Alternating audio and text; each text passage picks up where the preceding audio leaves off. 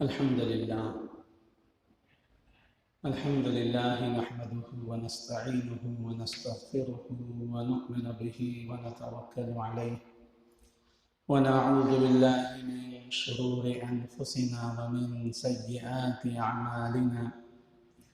من يهده الله فلا مضل له ومن يضلله فلا هادي له، ونشهد أن لا إله إلا الله وحده لا شريك له، ونشهد أن سيدنا ومولانا محمدا عبده ورسوله، صلى الله عليه وعلى آله وأصحابه وأتباعه وأزواجه وذرياته وأهل بيته وأهل طاعته أجمعين إلى يوم الدين، وسلم تسليما كثيرا كثيرا.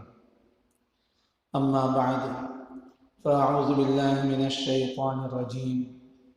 بسم الله الرحمن الرحيم. يا أيها الذين آمنوا استعينوا بالصبر والصلاة إن الله مع الصابرين.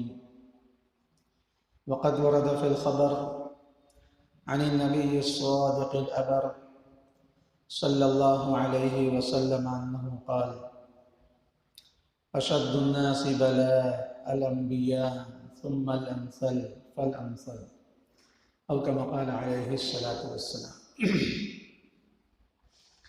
واجب التکریم بزرگوں اور میرے عزیز دینی بھائیوں، پردہ نشین میری ماں بہن جو سامنے آ کر بیٹھو، تجھ کو کہہ رہا ہوں، کیا نام تیرا؟ ادھر آ کر بیٹھو سامنے.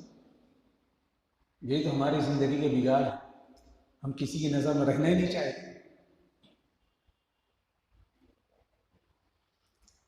محترم ماں بہنوں، انسانی سرش، انسانی فطرت جیسے آپ لوگوں کے ساتھ ہے، میرے ساتھ بھی ہے. ہر انسان، خواہ مرد ہو، عورت ہو، امیر ہو، غریب ہو، ہر انسان زندگی کے ہر آن، ہر لمحے، ہر پل اللہ تعالیٰ کی جانب سے کسی نہ کسی ابتلا اور آزمائش میں بات میں اس لیے کہہ رہا ہوں کہ ہر انسان حالات سے ہارا ہوا ہے، حالات کا مارا ہوا ہے. غموم، رنج، غم، ٹینشن، صدمہ، افسوس اس میں گھرا ہوا ہے. یہ اور بات ہے کہ ہر ایک کا دکھ الگ الگ ہے. کوئی نت نئی بیماریوں سے ہارا ہوا ہے، بیماریوں میں گھرا ہوا ہے، علاج کے لیے پانی کی طرح پیسے بہا رہا ہے. اللہ کی جانب سے شفا مقدر ہوگی تو ہوگی. کچھ لوگ کاروباری اعتبار سے ٹوٹ چکے ہیں، کاروباری دیوالیہ ہو چکا ہے. یہاں تک نوبت آ گئی اپنی پراپرٹی، اپنے کارخانے، اپنے سائزنگ لکھ کر دے دینا پڑا. ایسے بھی حالات ہیں. آپ کو نہیں معلوم، مجھے معلوم ہے. بہت سارے لوگ ہر قسم کے دھندے کر کے تھک چکے ہیں. کوئی دھندا راسی نہیں آ رہا ہے. جس دھندے میں ہاتھ ڈالتے ہیں اس میں لاس ہوتا ہے، نقصان ہوتا ہے. کچھ لوگ کیا اپنے کیا پرائے لوگوں سے ستائے ہوئے ہیں. کہیں پر ماں باپ اولاد سے ہارے ہوئے ہیں کہ اولاد نافرمان ہیں، خدمت نہیں کرتی، دھیان نہیں دیتی. تو مجھے معاف کیجیے، کہیں پر اس کا الٹا بھی ہے. میں صرف ون سائڈ بات نہیں کرتا ہوں، میں کہیں پر اس کا الٹا بھی ہے. کہیں پر اولاد ماں باپ سے ہارے ہوئے. ماں باپ جس وجہ سے بھی کہیے، ٹھیک ہے بڑھاپا الگ چیز ہے، ضعیفی الگ چیز ہے، لیکن اتنا تو سمجھتا ہے کہ سب بیٹے اپنے ہیں، سب بیٹوں درمیان برابری کرنا چاہیے، ایک کے ساتھ خوب مساوات کا معاملہ ہے اور دوسرے کے ساتھ کوئی رحم و کرم میا مروت محبت ہی نہیں۔ یہ بات میں جلدی بیان نہیں کرتا ہوں میں، لیکن مجھے معلوم ہے کہ یہاں پر پانی مر رہا ہے۔ یہ جو میں کہہ رہا ہوں کوئی کہتا نہیں اور مجھے بھی نہیں کہنا چاہیے، لیکن میں کب تک نہیں کہوں گا؟ تالی دونوں ہاتھ سے بجتی ہے۔ کہیں پر اگر اولاد کی جانب سے ماں باپ پریشان ہیں تو صرف اشارتاً میں کہہ رہا ہوں کہ کہیں پر اولاد بھی ماں باپ سے پریشان ہے، یہ بھی درد ہے۔ کہیں پر پڑوسیوں کی ایذا رسانیاں ہیں، اور دنیا میں اس وقت بزدل لوگوں کی بہتات بہت ہے۔ بزدل کون؟ جو فیس ٹو فیس مقابلہ نہیں کر سکتے تو وہ پھر پسے پشت پیٹھ کے پیچھے سے مقابلہ کرتے ہیں، جادو کر کے، ٹونا کر کے، ٹوٹکا کر کے، سفلی کر کے۔ یہ بزدل لوگ ہیں۔ مرد ہو سامنے کا مقابلہ کرو نا، لیکن نہیں، بزدل مہا بزدل لوگ۔ آگے چلیے جی، جس دیش میں ہم جی رہے ہیں اس میں کیا ہو رہا ہے جی؟ تو یہ سب ظاہری، باطنی، داخلی، خارجی حالات ہیں، اور ظاہر سی بات ہے حالات سے متاثر ہونا ایک انسانی سرشت ہے۔ ایسا تو ہو نہیں سکتا کہ آپ کو کوئی مارے اور آپ ہنستے رہیں گے جی۔ حالات آنے پر انسان نبرد آزما ہو جاتا ہے، ہمت ہار جاتا ہے، حوصلہ چھوڑ دیتا ہے، خصوصاً اس وقت جب دین سے، مذہب سے تعلق نہ ہو، خصوصاً اس وقت جب علم اور علماء سے تعلق نہ ہو، تو پھر کچھ تو ہوتے ہیں محبت میں جنون کے انداز، کچھ لوگ بھی دیوانہ بنا دیتے ہیں۔ میں جو بات کہہ رہا ہوں نا، یہ صرف آپ کے دل کی بات ہے ایسا نہیں، آپ میں سے ہر کوئی کہہ رہا ہے۔ مولانا جو وہ ہے ایک دم میری بات کہہ رہے ہیں مولانا، آپ کی بات نہیں۔ ہزاروں کے مجمع میں آپ کسی سے پوچھئے، کوئی کھڑا ہو کے بتلائے جو ہر قسم کے ہر راحت اطمینان سے، کوئی نہیں ہو۔ سب حالات ہمارے، سب پریشان ہیں۔ لیکن میرے بھائیوں، یہ حالات ہمیشہ سے آتے ہیں اور آتے رہیں گے، اور اگلی بات جاتے بھی رہیں گے۔ ہمیشہ حالات رہتے نہیں ہیں۔ تلک الایام نداولها بین الناس، یہ حالات ہیں۔ اللہ تعالیٰ فرماتے ہیں یہ زمانہ ہے، ہم اس کو بدلتے بدلتے رہتے ہیں، کبھی کچھ کبھی کچھ۔ لہذا حالات سے گھبرا کر انسان اور زیادہ نماز روزہ کرنا چاہیے۔ بیماری کے حالات ہوں، قرض کے حالات ہوں، مندے مندواڑے ہوں، جو بھی حالات ہوں۔ میری مائیں بہنیں بھی میرا بیان سن رہی ہیں، میں طرح سے ان کے بھی دل کی بات کہہ دوں۔ عورتوں کے بھی مسائل ہیں، کیا شوہروں کی جانب سے ہونے والے مسائل، شوہر ظلم کرتے ہیں، گالم گلوچ نہیں، مار دھاڑ کرتے ہیں۔ بہت سارے شوہر اللہ معاف فرمائیں اپنی بیویوں پر غلط شک کرتے ہیں، ان کی زندگیاں اجیرن ہیں۔ ماں باپ کا انتقال ہوگا، کس کو سنانے جائیں جی؟ بھائی بہن کب کس کے ہوتے ہیں؟ بیچاری رات کی تاریکی میں، رات کی تنہائی میں، چادر میں منہ چھپا کر رو لیتی ہیں، آنسو بہا لیتی ہیں، صبر کرتی ہیں، اور کیا کریں گے؟ یہ ہیں حالات۔ میرے بھائیوں، بزرگوں، دوستوں، میری ماں بہنوں، یہ حالات ہمیشہ سے آتے ہیں اور آتے رہیں گے، لیکن حالات میں انسان کیا کرے؟ حالات میں انسان کیا کرے؟ سب سے پہلی بات یہ طے کیجئے کہ اللہ اس کے رسول سے زیادہ انسانیت کے حق میں خیر خواہ، بھلا چاہنے والے کوئی نہیں۔ سب سے زیادہ اللہ ارحم الراحمین، تمام رحم کرنے والوں سے بڑھ کر رحم کرنے والے۔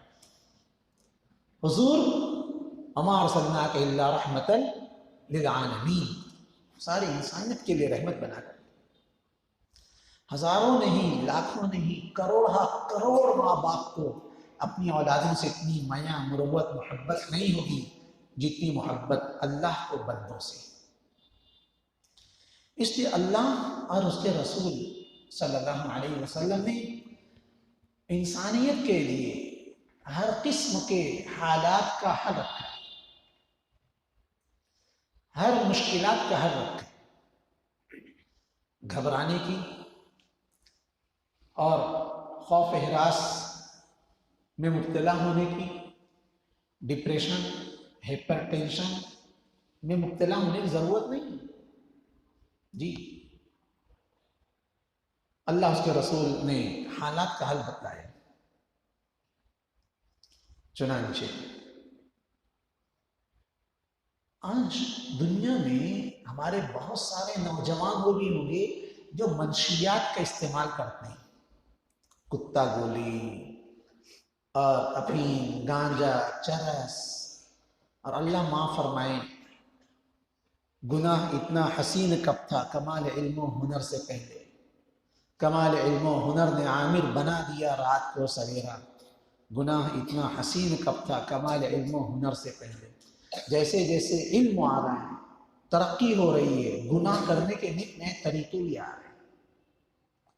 کل تک لوگ سود کو سود کہہ کر ناجائز سمجھتے، بیاج کو بیاج سمجھ کر ناجائز کہتے، اب نیا ماڈرن لیبل انٹرسٹ جی۔ اب دیکھیے کوریکس کھانسی کی دوا ہے، آج اس کا غلط استعمال کیا آپ کو معلوم ہے؟ ایسی بہت ساری ادویات پر پابندی لگ گئی ہے، بین ہو گئے، وہ ڈاکٹر ہو تو ڈاکٹروں کو ہی دی جا سکتی ہے، وداؤٹ ڈاکٹر کوئی نہیں دیتا۔ کیوں؟ اچھی چیزوں کا غلط استعمال۔ ان سے تم جا کر پوچھو کہ تم ایسا کیوں کرتے ہو، تو وہ بھی کہیں گے سکون کی تلاش میں، ٹینشن، غم بھلانے کے لیے۔ میرے بھائیوں، میرے نوجوانوں، اللہ تعالیٰ نے حالات کا حل، مسائل بھی نہیں رکھے تو مسئلے ہیں۔ اس کی مثال ایسی ہے جیسے ایک شخص دلدل میں پھنسا ہوا ہے اور نکلنے کے لیے ہاتھ پاؤں مار رہا ہے، نکل نہیں پائے گا، وہ تو جتنا ہاتھ پاؤں مارے اتنا ڈپ میں جائے گا۔ تو حالات، تو اس سے نکلنے کا حل کیا ہے؟ اوپر والے کے ہاتھ میں ہاتھ دے دے، اس کو پکڑ کر نکال دے۔ اسی طرح یہ جتنی ساری گناہ کے راستے آج جو تجویز کر رہے ہیں، یہ حالات کا حل نہیں ہے، یہ تو حالات کو اور گمبھیر مشکل بنانے والے ہیں۔ بہتیرے مرتبہ انسان مصیبت میں مبتلا ہوتا ہے، مصیبت میں ہوتا ہے، اس کے ساتھ اللہ کی مدد ہوتی ہے، لیکن بہتیرے مرتبہ مصیبت کا حل ایسی چیزوں میں تلاش کرتا ہے جس کی وجہ سے انسان گناہ میں مبتلا ہو جاتا ہے۔ وہ دیکھیے نا ساری چیزیں، کتا گولی والے، گانجے والے، چرس والے، افیم والے، یہ سب کیا ہے؟ گناہ کی زندگی۔ اللہ نے حالات کا حل اس میں نہیں رکھا، اللہ تعالیٰ نے حالات کا حل اعمال میں رکھا۔ اور سب سے بڑا عمل اللہ تعالیٰ فرما رہے ہیں، یا ایھا الذین آمنوا استعینوا بالصبر والصلاۃ، اے ایمان والو تم مدد حاصل کرو، تم مدد طلب کرو، کس کے ذریعے؟ صبر کے ذریعے اور نماز کے ذریعے۔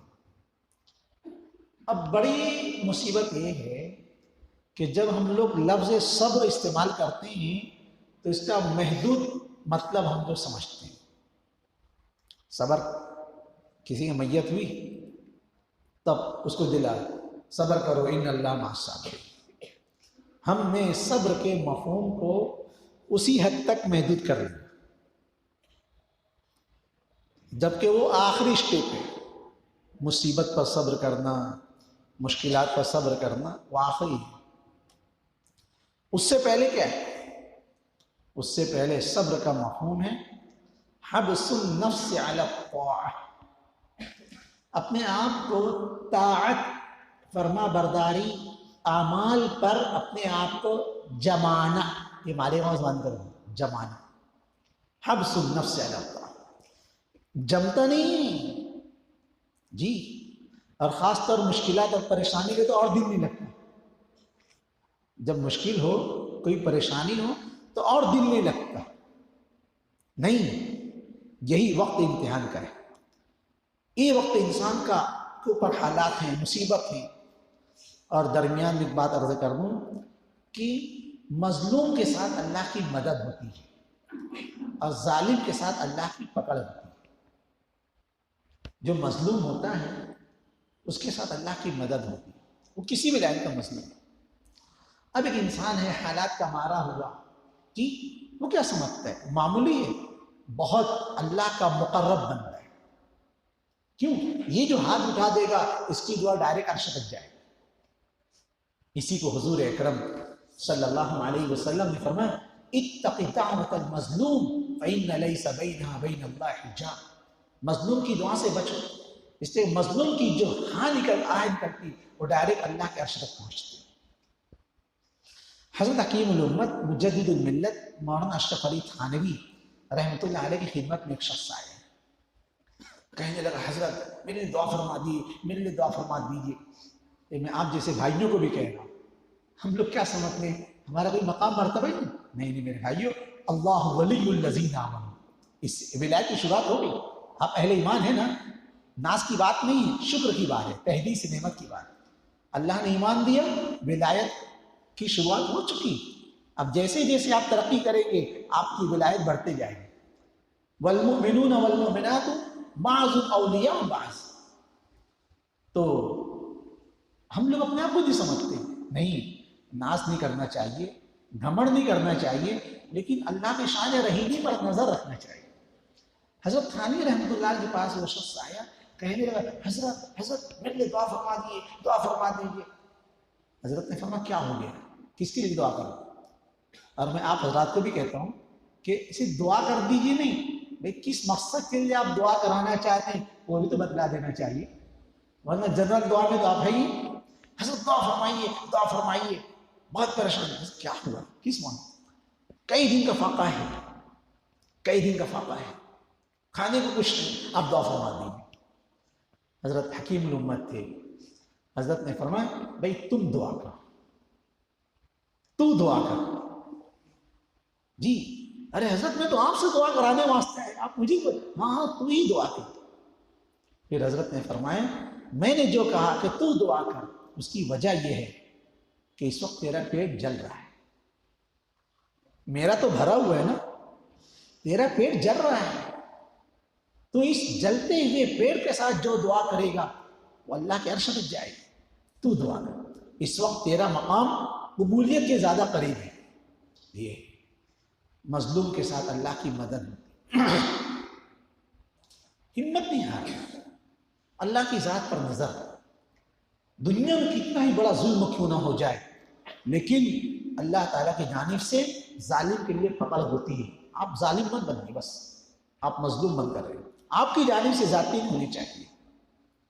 اگر آپ کی جانب سے ذاتی ہو گئی تو پھر آپ کہاں مظلوم، آپ بھی ظالم بن جائیں گے۔ تو اللہ تعالیٰ فرمایا میں کہتا صبر کا جو مفہوم ہے ہم نے اس کو ایک دم آخری درجے میں رکھا ہے، بس میت ہوئی تو صبر کرو۔ پہلا مفہوم ہے حبس النفس، یعنی اپنے آپ کو جماؤ، دل نہیں لگے گا لیکن لگاؤ، اور یہیں سے شروع کا مسئلہ بھی حل ہو جائے گا۔ قبض اور بسط، کتنے ہمارے بھائی لوگ ہیں اعمال میں دل نہیں لگتا، نماز میں دل نہیں لگتا، ذکر میں دل نہیں لگتا، تلاوت میں دل نہیں لگتا، دعا میں دل نہیں لگتا۔ میرے بھائیوں، ہم دل لگانے کے پابند نہیں ہیں، ہم اعمال کرنے کے پابند ہیں. دل تو لگے گا، شروع میں نہیں لگے گا، بعد میں لگنے لگ جائے گا. جی تو اور اصل معمولات تو وہ ہیں جو حالت قبض میں ہوں، دل نہیں لگ رہا ہے، خیالات منتشر ہیں، اس کے باوجود اللہ کو ادا پسند آتی ہے کہ دیکھو میرا بندہ، ذہن منتشر ہے، حالات کا مارا ہوا ہے، اس کے پیچھے سینکڑوں الجھن ہیں، لیکن اس کے باوجود پابندی سے نماز پڑھتا ہے، اس کے باوجود پابندی سے اعمال معمولات کر رہا ہے، اللہ کو ادا پسند آتی ہے. اسی کا نام استقامت ہے، جمنا. آج ہمارا معاملہ کیا ہے؟ ہم نہیں کرتے ایسا نہیں، ہم کرتے ہیں لیکن لوز کوانٹٹی، تھوڑا سا کرتے ہیں پھر کیا، ارے حضرت نے تو کہا تھا ایسا ہو جائے، ابھی تک تو ایسا ہو ہی نہیں رہا. جان یہ ہے. ارے میرے بھائیوں، کتنی مرتبہ میں نے مثال دیا کہ اگر آپ کو ڈاکٹر نے تجویز کر دیا ہے کہ آپ کو جنم روگ ہے، آدھی گولی کھانا لیکن کھانا ہے، روز کھاؤ گے تو ہی فائدہ ہو، چھوڑ پڑا تھوڑی فائدہ ہو. یہاں پر بات سمجھ میں آتی ہے، لیکن یہاں پر بات سمجھ میں نہیں آتی. اتنے دن سے پڑھ رہا ہوں، اتنے دن ذکر کر رہا ہوں، کوئی تو فائدہ ہی نہیں ہو رہا ہے. فائدہ ہوگا. اللہ تعالیٰ کوئی ادا پسند آتی ہے، میرا بندہ میرے آگے روئے، گر گرائے، دھوئے. جی جب اللہ تعالیٰ دیکھتے ہیں کہ میرے بندے کے اندر استقامت. ایک بزرگ فرماتے ہیں میں حج کے لیے گیا تو میرے آگے ایک بزرگ تھے، انہوں نے احرام باندھ کر لبیک پڑھا، لبیک لبیک اللہم لبیک لبیک لا شریک. تو وہ نوجوان کہتا ہے کہ جب وہ بزرگ نے کہا لبیک اللہم لبیک، تو میں نے سنا جواب میں آواز آئی لا لبیک ولا سعدیک، نہ تیری لبیک قبول نہ تیری حاضری قبول. اللہ. اب وہ نوجوان کہتا ہے کہ میں نے ان بزرگوں سے کہا جن کے جواب میں لا لبیک آ گیا تھا، میں نے کہا چچا جان کہ آپ نے سنا؟ تو کہنے بیٹا کیا تو نے بھی سن لیا؟ کہا میں نے بھی سنا، تمہارے لبیک کے جواب میں لا لبیک کی آواز آئی. کہنے لگا چچا جان پھر آپ کیوں اتنی مشقت کرتے ہیں؟ کتنے سال سے؟ شاید 50 سال جتنا لکھا ہے، اتنے سال سے میں برابر آتا ہوں اور جب لبیک کہتا ہوں لا لبیک کی آواز سنتا ہوں. نوجوان نے کہا چچا جان پھر آپ اتنی تکلیف کیوں کرتے ہیں، اتنی محنت کیوں کرتے ہیں؟ جی کہنے لگے بیٹا یہی تو ایک در ہے جہاں آبرو نہیں جاتی. میں اس در کو چھوڑ کر کون سا در ہے جس کے در پر میں جاؤں؟ بندے کا کام ہے دروازہ کھٹکھٹاتے رہے. جی قبول کرنا نہ کرنا اس کی شان ہے، لیکن بندے کی شان ہے کہ بندہ لگا رہے. میں تو اس آس پر کہ ایک نہ ایک دن میری لبیک قبول ہوگی اور اللہ میری حاضر ہوں. اس کے بعد جب ان بزرگوں نے لبیک کہا ہے تو جواب میں لبیک کی آواز آئی. اس نوجوان نے بھی سنا. یہ کب ہوا؟ جب در پکڑ کر بیٹھے رہے ایسا جان دو چلو تو پھر یہ سنتی. یہ اللہ تعالیٰ کے دا پسند آتی. فاستقم کما امرت، حبس النفس علی الطاعۃ، اپنے آپ کو طاعت پر جمانا. حالات آئیں گے، دل نہیں لگے گا، لیکن ہمارا کام دل لگانا نہیں ہے. ہمارا کام تو نماز پڑھنا ہی ہے، ہمارا کام تو ہمارا معاملات کو ادا کرنا ہی ہے. اور دوسری چیز حبس النفس علی الطاعۃ کے ساتھ کف النفس عن الہویٰ، اپنے آپ کو خواہشات سے روکنا. خواہشات، من مانی زندگی، اس سے اپنے آپ کو روکنا. انسان کے دو بڑے دشمنوں میں سب سے بڑا دشمن نفس ہے. ان النفس لامارۃ بالسوء الا ما رحم ربی. نفس تو انسان کو بہت زیادہ گناہوں پر آمادہ کرتا ہے. اور یہ حقیقت کو کس نے بیان کی معلوم ہے؟ ایک ایسے جلیل القدر نبی جو خود نبی، ان کے ابا نبی، ان کے دادا نبی اور ان کے پردادا نبی. سمجھ رہے نہیں سمجھ رہے؟ جی عارف المعارف، معرفت کے امام یوسف ابن یعقوب ابن اسحاق ابن ابراہیم، نبیوں کے وہ کہہ رہے ہیں ما ابرئ نفسی ان النفس لامارۃ بالسوء، نفس تو بہت زیادہ برائیوں پر آمادہ کرنے والا ہے جی۔ پھر علماء نے لکھا ہے کہ نفس اور شیطان ان دو دشمنوں میں سب سے بڑا دشمن نفس ہے۔ کیوں؟ اس لیے کہ ٹھیک ہے شیطان نے دوسروں کو گمراہ کیا، بہکایا، لیکن شیطان کو بہکانے واسطے کون سا دوسرا شیطان آیا تھا؟ شیطان کو بہکانے کے لیے کون سا دوسرا شیطان کو بہکانے والا اس کا اپنے نفس ہی تو تھا۔ یہ سب سے بڑا دشمن حضور اکرم صلی اللہ علیہ وسلم فرماتے ہیں ان اعداء عدوک ما فی جنبک، سب سے بڑا دشمن وہ جو تمہارے پہلو میں، کون؟ تمہارا نفس۔ اس بنا پر کف النفس عن الہوى، اپنے آپ کو خواہشات نفسانیہ سے روکنا، والذین جاہدوا فینا لنہدینہم سبلنا۔ پھر تیسرا درجہ ہے حالات پر صبر کرنا، مشکلات پر صبر کرنا۔ اور صبر کس کو کہتے ہیں معلوم؟ آپ لوگ مجھے معاف فرمائیے گا، ہم لوگ صبر چاروں ناچار کو ہم لوگ صبر کرتے ہیں، نہیں سمجھے؟ مرتا کیا نہ کرتا اس کو ہم لوگ صبر کرتے ہیں، نہیں سمجھے جی؟ قرآن کریم نے کہا والذین صبروا ابتغاء وجہ ربہم، صبر کیوں کیا؟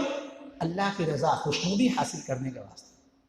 ارے بھائی سیدھی سی بات ہے، آپ کو کسی بڑے انسان نے، کسی بڑے پہلوان نے مارا جی، اب آپ کا نفس کہتا ہے کہ اسے بدلہ لینا چاہیے، لیکن آپ سمجھ رہے ہیں کہ میں الف کے بازو میں حمزہ ہوں جی، الف کے بازو میں حمزہ، سمجھ نہیں رہے، بدلہ لینے جاؤں گا اور پٹ پٹا کر واپس آؤں گا جی، تو جان دو صبر کر لیے۔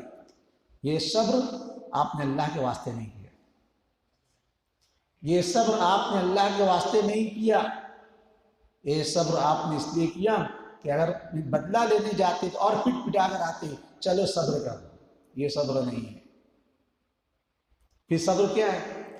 صبر یہ ہے کہ ایک ایسے شخص نے جو آپ سے کم مرتبہ تھا، عمر میں، طاقت میں، قوت میں کم تھا، اس نے آپ پر ظلم کیا، اس نے آپ پر زیادتی کیا، آپ اس سے بدلہ لینے کی پوری طاقت رکھتے تھے، اینٹ کا جواب پتھر سے دے سکتے تھے، ایک کی بجائے 50 بات سنا سکتے تھے، کیوں؟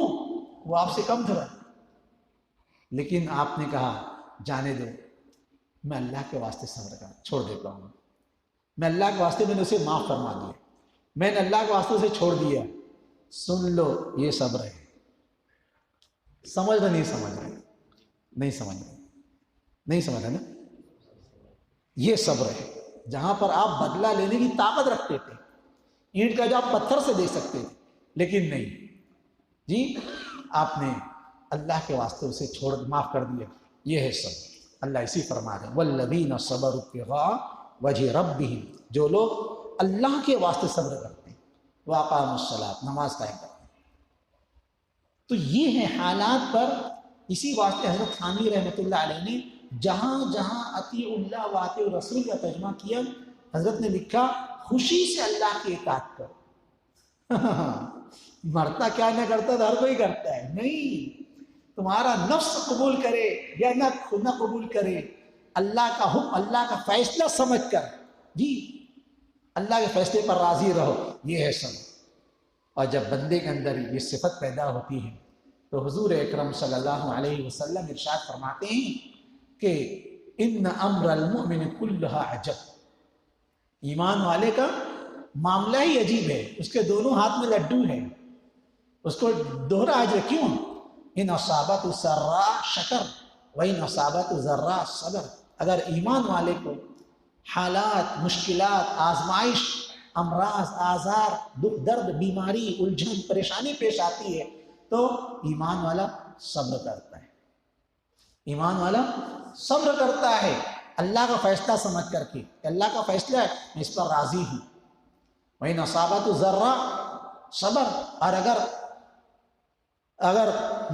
حالات اچھے ہیں، دکھ درد نہیں ہے، صحت تندرستی ہے، مال دولت ہے، تو شکر ادا کرتا ہے. اور فرمایا صابر کے لیے بھی جنت ہے. اور اللہ تعالیٰ کو یہ ادا، صبر والی ادا اللہ تعالیٰ کو بہت پسند. چنانچہ حضرت معاذ رضی اللہ تعالیٰ عنہ، حضرت غالباً معاذ رضی اللہ تعالیٰ عنہ طاعون کی بیماری میں انتقال ہوا. طاعون کی بیماری میں، اور آپ کو معلوم ہے طاعون کی بیماری میں اللہ حفاظت فرمائے، طاعون کی بیماری میں سب سے زیادہ جو تکلیف ہوتی ہے اختناقی ہوتی ہے، گلا گھٹنے کی ہوتی ہے، گلا گھٹتا ہے. کتنی تکلیف ہوتی ہے، اللہ حفاظت فرمائے. حضور اکرم صلی اللہ علیہ وسلم نے صحابہ کرام پر اتنی محنت کی تھی. حضرت معاذ فرما رہے ہیں اے اللہ تو مجھے چاہے جتنی دکھ درد تکلیف دے، لیکن میں آپ کی تکلیف پر صبر ہی کروں گا، شکایت نہیں کروں گا. اللہ کا فیصلہ ہے. حضرت عمران ابن حسین رضی اللہ تعالیٰ عنہ مشہور صحابی رسول، بیٹھک پر پھوڑا نکل گیا تھا. اللہ حفاظت فرمائے. بیٹھک پر پھوڑا، کتنی تکلیف. بعض کتابوں میں نے پڑھا کہ 30 سال اور بعض میں 35 سال اس بیماری مبتلا رہے. خدا جانے کیا فیصلہ اللہ کا. بیماری علاج وہ ممکن ہے، اللہ کا فیصلہ خدا جانے کیا ہے.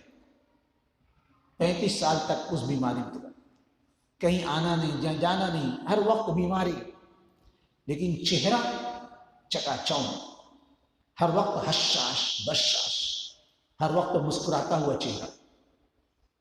تو لوگوں نے ان سے پوچھا کہ آپ کو اتنی تکلیف والی بیماری ہے، اس کے باوجود آپ کے چہرے پر کوئی دکھ درد کے آثار نہیں ہوتے، کوئی شکایت کے آثار نہیں، ہر وقت آپ کا چہرہ حشاش بشاش کھلتا ہوا رہتا ہے.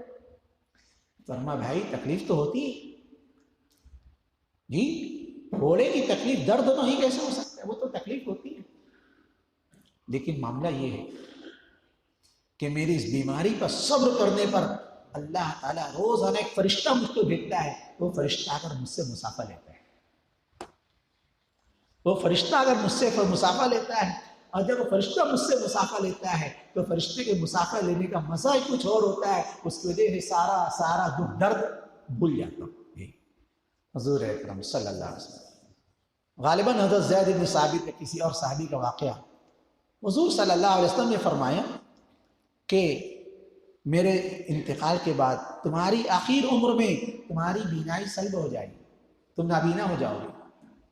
اب جو بھی حضور صلی اللہ علیہ وسلم فرمایا کہ میرے انتقال کے بعد تمہاری آخر عمر میں تمہاری بینائی جاتی رہے گی.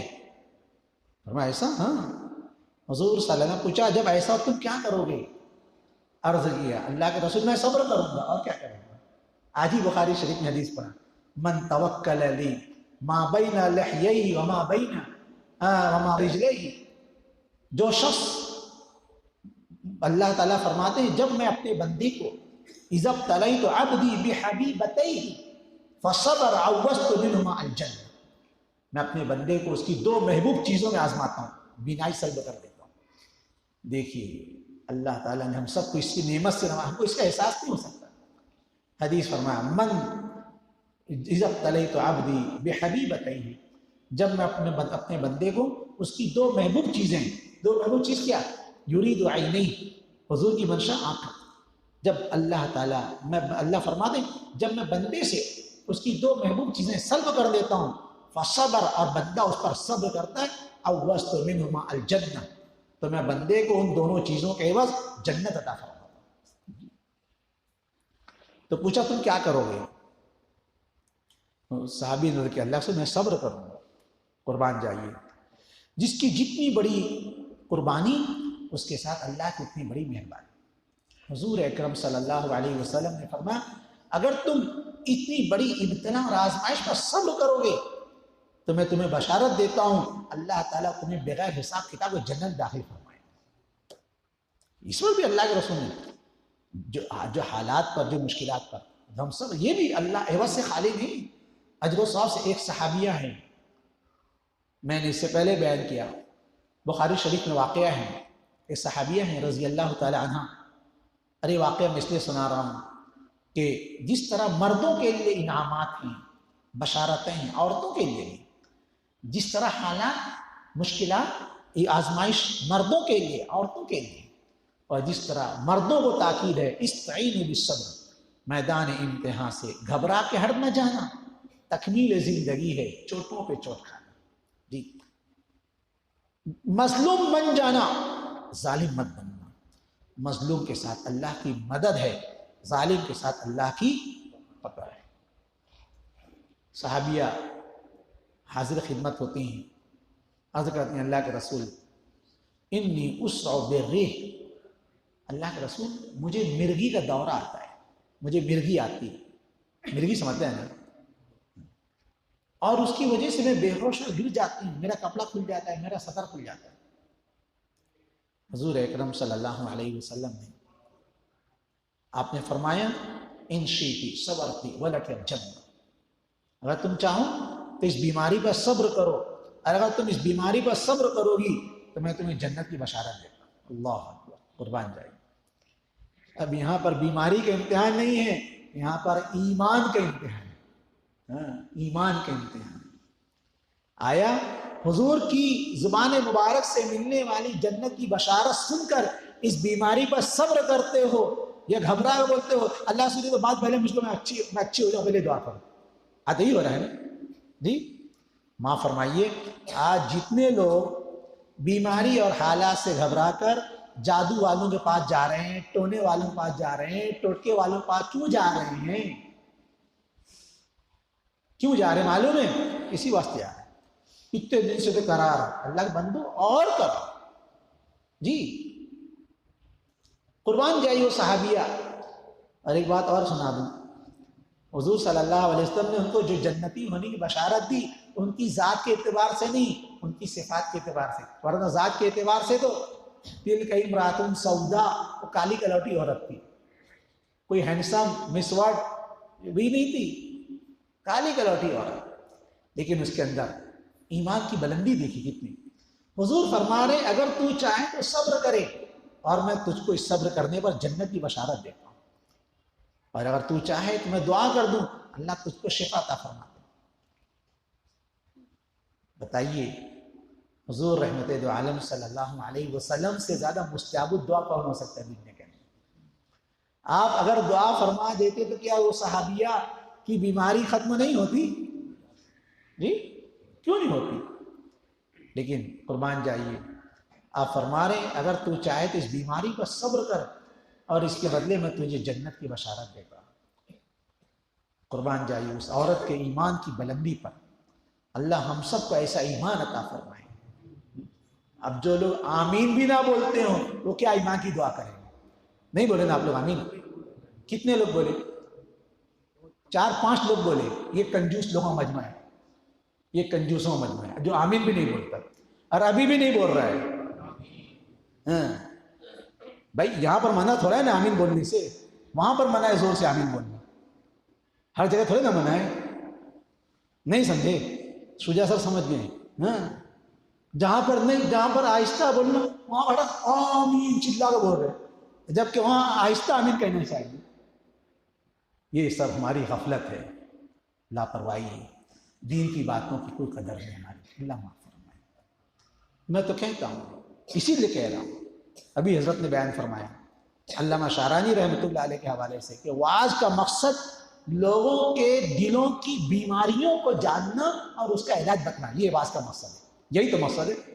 کیا میٹھا میٹھا رسگلہ، میٹھے میٹھے رسگلہ گلگلے کھلانا تمہارا مقصد ہے؟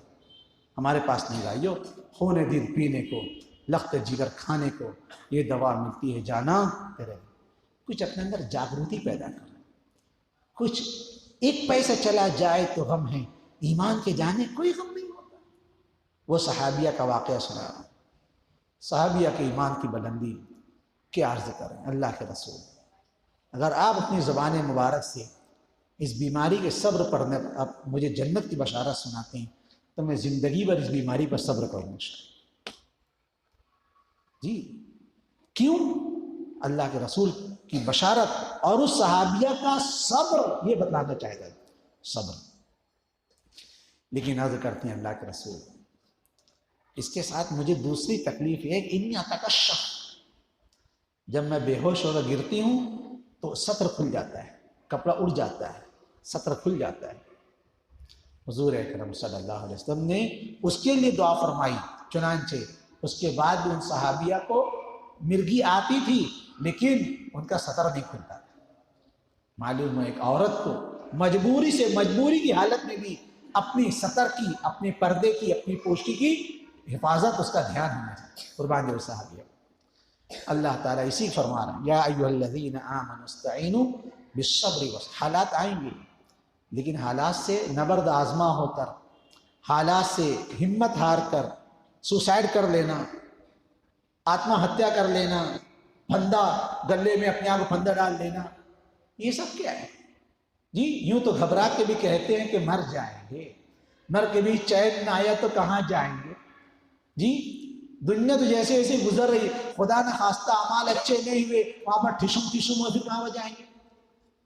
اس کے لیے حالات کا حل اللہ نے رکھا، اور اس کے لیے جس طرح اعمال کا اہتمام ہے، اعمال کو بچانے کے لیے گناہوں سے بچنا ضروری ہے، ہر قسم کے گناہ۔ میں نے مکرم مسجد میں بیان کیا تھا، آپ لوگوں یاد ہو نہ ہو، مجھے یاد ہے کہ بندے پر جو حالات آتے ہیں وہ اس کے گناہوں کی وجہ سے بھی آتے ہیں۔ جیسے گناہ ہوتے ہیں، چنانچہ ایک بزرگ فرماتے ہیں کہ جب مجھ سے اللہ کی کوئی نافرمانی ہوتی ہے، کوئی گناہ ہوتا ہے، تو میں اس کا اثر دیکھ لیتا ہوں، مجھے سمجھ میں آ جاتا ہے۔ فرماؤ کس طریقے سے؟ فرما اس طرح کہ پھر میری اولاد بھی میری بات نہیں سنتی، میری اولاد بھی میری بات نہیں سنتی، میری سواری بھی میرے قابو میں، میرے کنٹرول میں نہیں رہتی، مجھ سے سرکشی کرتی ہے۔ بس میں سمجھ جاتا ہوں کہ مجھ سے ضرور اللہ کی کوئی نہ کوئی نافرمانی۔ حدیث میں تو یہاں تک فرمایا گیا کہ جب بندے اللہ کی نافرمانی کرتے ہیں، گناہوں بھری زندگی گزارتے ہیں، تو جو لوگ اس کی تعریف کرنے والے ہوتے ہیں وہ اس کی برائی بیان کرنے والے بن جاتے ہیں، اسے قطع تعلق کر دیتے ہیں۔ یہ انسان کے گناہ۔ اس کے لیے صرف میں اتنی نماز پڑھ رہا ہوں، میں تہجد پڑھ رہا ہوں، میں ذکر کر رہا ہوں، اللہ اور توفیق دے، اس کی بھی انکار نہیں ہے، لیکن اس کے ساتھ ساتھ جو گناہوں بھری زندگی ہے اس سے بچانا، اور اللہ کی ذات پر یقین کامل، حالات کا اللہ ہی کے ہاتھ میں۔ حضور اکرم صلی اللہ علیہ وسلم نے حضرت عبداللہ ابن عباس رضی اللہ تعالیٰ عنہ کو، جبکہ عبداللہ ابن عباس 10 سال کے بچے تھے، 10 سال کے بچے، حضور صلی اللہ علیہ وسلم نے اپنی سواری پر بٹھایا، اور یہ حضور صلی اللہ علیہ وسلم کی شفقت تھی کہ حضور صلی اللہ علیہ وسلم بچوں کو کبھی اپنی سواری پر، کبھی اپنے کاندھے پر، کبھی اپنی پیٹھ پر، حضور صلی اللہ کبھی کبھی دونوں ہاتھ اور دونوں گھٹنے ٹیک کر سجدے کی پوزیشن میں چلے جاتے۔ حضرات حسنین رضی اللہ عنہ آپ کی پیٹھ پر سوار ہوتے، حضور فرماتے ہاں لو، یہ تمہارے لیے بہترین سوار ہے۔ حضور صلی اللہ علیہ وسلم نے حضرت عبداللہ بن عباس رضی اللہ تعالیٰ کو اپنی سواری پر بٹھایا اور فرمایا یا غلام، لمبی چوڑی میں مختصر بیان کرتا ہوں، یا غلام احفظ اللہ یحفظک، احفظ اللہ تجدہ تجاہک، تم اللہ کو یاد کرو، اللہ تمہیں یاد کرے، تم اللہ کو یاد کرو، تم اللہ کو اپنے سامنے موجود پاؤ۔ اور آپ آگے جو فرمائے وَإِذَا اسْتَعَنْتَ فَاسْتَعِنْ بِاللَّهِ، جب بھی مدد مانگو اللہ ہی سے مدد مانگو۔ وَاعْلَمْ أَنَّ الْأُمَّةَ لَوِ اجْتَمَعَتْ عَلَىٰ أَن يَنفَعُوكَ بِشَيْءٍ لَن يَنفَعُوكَ بِشَيْءٍ إِلَّا مَا كَتَبَهُ اللَّهُ، اس بات کو یقین جان لو کہ ساری امت مل کر تمہیں کوئی نفع پہنچانا چاہیں، ہرگز نفع نہیں پہنچا سکتی سوائے اس نفع کے جو اللہ نے تمہارے مقدر میں لکھ دیا ہے۔ تمہارے مقدر کا لکھا ہوا نفع تم کو ہر حال میں مل کر رہے گا۔ النصیب یصیب ولو کان بین الجبلین والنصیب لا یصیب ولو کان بین الشفتین، تمہارے مقدر کی لکھی ہوئی چیز اللہ نے تمہارے مقدر میں لکھی، تم کو ہر حال میں مل کر رہے گی، اگرچہ وہ چیز دو پہاڑوں کے درمیان کیوں نہ ہو۔ اللہ تعالیٰ اس کو ہزاروں ہاتھ پیر لگا دے گا، واسطے وسیلے لگا دے گا، اور وہ چیز تم کو مل کر رہے گی، کیوں؟ اللہ نے تمہارے مقدر میں لکھی۔ والنصیب لا یصیب ولو کان بین الشفتین، اور اگر تمہارے مقدر میں کوئی چیز نہیں لکھی ہے، وہ چیز تمہیں نہیں ملے گی، اگرچہ تمہارے دونوں ہونٹوں کے درمیان تک کیوں نہ آ جائے۔ ہاں ظاہری شکل میں مرغ و مرغن ہے، یہ ہے ایک دم ترمتر ہے، اور ہونٹوں تک آ گئی، تم سب اور تمہیں ٹھسکا لگ گیا، گر گیا، کیا ہے یہ ٹھسکا تو بہانہ ہے، یہ اصل تمہارے مقدر میں نہیں، النصیب یا النصیب۔ تو حضور صلی اللہ علیہ وسلم حضرت عبداللہ ابن عباس رضی اللہ، ہمارے حضرت مولانا قمر الزمان صاحب دامت برکاتہم نے اس حدیث کو جب بیان فرمایا بڑے وجد میں فرمایا، اور فرمایا ایک مصری عالم نے لکھا ہے کہ ایک 10 سال کے بچے کو تو حضور توکل کی تعلیم کر رہے ہیں، ہم نظر انداز کر رہے ہیں، ہم جوانوں کو، ہم اندھیڑوں کو، ہم بڈھوں کو ہم نظر انداز کر دیتے ہیں، سمجھتے ہیں ایک حضور صلی اللہ علیہ وسلم 10 سال کے بچے کو توکل کی تعلیم، اللہ اکبر۔ توکل کیا ہے؟ یہ معرفت ہے توکل، وَإِذَا اسْتَعَنْتَ فَأَحْسِنْ وَاسْتَعِنْ بِاللَّهِ۔ اور آگے فرمائیں وَاعْلَمْ أَنَّ الْأُمَّةَ لَوِ اجْتَمَعَتْ عَلَىٰ أَن يَضُرُّوكَ بِشَيْءٍ لَن يَضُرُّوكَ بِشَيْءٍ إِلَّا مَا كَتَبَهُ اللَّهُ عَلَيْكَ۔ ساری انسانیت مل کر تمہارا بال ٹیکا کرنا چاہے، تمہیں نقصان پہنچانا چاہیں، ہرگز نقصان نہیں پہنچا سکتی سوائے اس نقصان کے جو اللہ نے تمہارے مقدر میں لکھ دیا ہے، تو تم کو ہو کر رہے گا۔ یہ ہے تعلیم، توکل کی تعلیم، استعانت باللہ، اللہ کی ذات، استعینوا بالصبر والصلاۃ، اسی کو فرمایا اللہ کی ذات سے مدد طلب کرو۔ مدد کیسے آئے گی؟ صبر و نماز کے ذریعے، اللہ کو راضی کرنے والے اعمال کے ذریعے۔ اللہ تعالیٰ